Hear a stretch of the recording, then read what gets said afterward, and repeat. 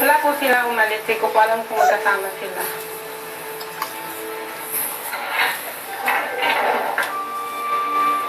Oo man, asa ka ba?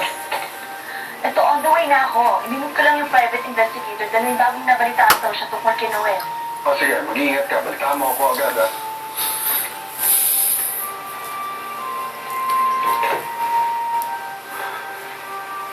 Anong nangyayari?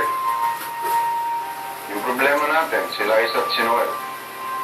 Mukhang marami nang tumutulong sa kanila ngayon. Kaya hindi ako makadiskarte.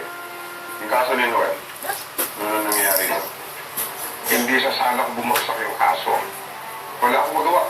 At hindi kami okay, huwag judge na humahawak ng kaso. Bayan sa iyo, supporter lang kami ng partido. At hindi ako makakilos eh. May mga tauhan ng DOJ na nag-iimbestiga doon sa isang kasong ginawakan to. So, wala akong magawa. Sir, sigurado nga abot sa gulo to. Mas mabuti siguro pag-isipan na natin kung sino pwede natin pamulit ulo. Ang sa gayon, tumigil na sa kanya. Kung ano may koneksyon sa ating tatlo. Alam mo, tama si Mauricio. Hindi sa ganitong paraan ko nakikita ang aking pag-retiro.